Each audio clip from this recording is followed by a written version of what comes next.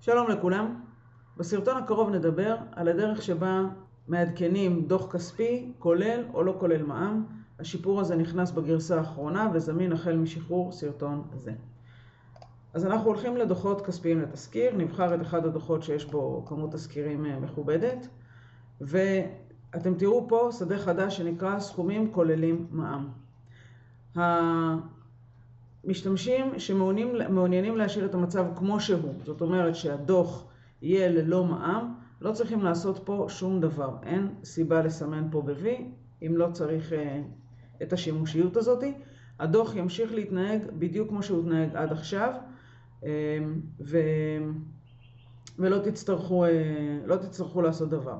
מי שכן מסמן פה ב-V ומי שכן מעוניין שהדוח ישתנה, צריך קודם כל כמובן לעשות שמור, וצריך לעשות שני דברים חשובים.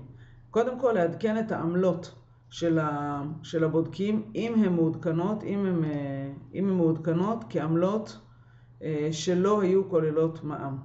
אז אם זה היה פה נגיד, אם עד היום העמלה פה הייתה 100 שקל וזה הייתה עמלה ללא מע"מ, אז מעכשיו נדרש לעדכן אותה ל-117, היינו כולל מע"מ.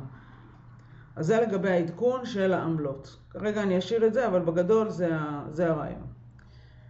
במידה ואתם עובדים עם תיקי שותפים, ומנהלים גם תיקי שותפים ודוחות לתיקי שותפים, אז גם צריך ללכת לנושא של תיק השותף, ובתיק שותף יש לנו ערך של עלות ניהול משרדי, ואם נגיד היה פה ערך של 50 שקלים לא כולל מע"מ, אז עכשיו יש לעדכן את זה ל-58 שקלים כולל מע"מ, או נגיד 60 שקלים. ויש לעשות את זה בכל עמודי השותפים למיניהם. אחרי שעשינו את העדכון הזה, חוזרים לדוחות הכספיים, ואתם מוכנים לצאת לדרך. מסמנים פה את הערך הזה, שימו לב שאחרי שסימנתי אותו פעם אחת, בדוחות הבאים שאני אייצר, הוא כבר יהיה מסומן באופן אוטומטי. אז אני אתלבש פה על איזשהו דוח ישן, ואני אייצר את הדוח מחדש. נמתין כמה שניות, עוד רגע נקבל התראה שהוא סיים להכין את הדוח. מצוין. סיים להכין את הדוח, אז אנחנו רואים עכשיו שלמשל במעלית הזאת, הסכום לבודק הוא 117. עכשיו ככה, שימו לב לדבר הבא.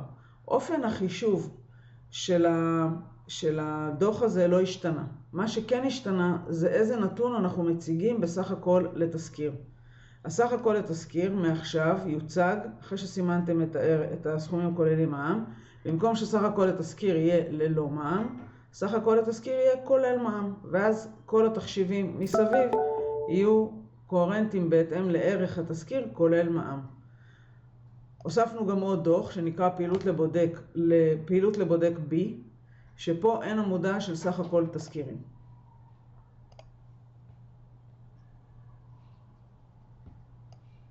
ככה הדוח נראה, סך הכל תשלום לבודק, זה הסכום שהבודק מקבל, על כמה תזכירים, זה הפירוט פר תזכיר.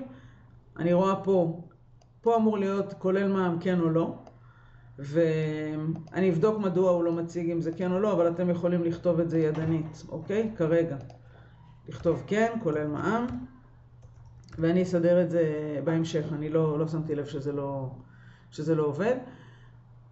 לשמור את הדוח ולשלוח את זה לבודק שלכם. אז זה כל הסיפור, ואתם מוזמנים לעשות שימוש בפיצ'ר הזה. בהצלחה.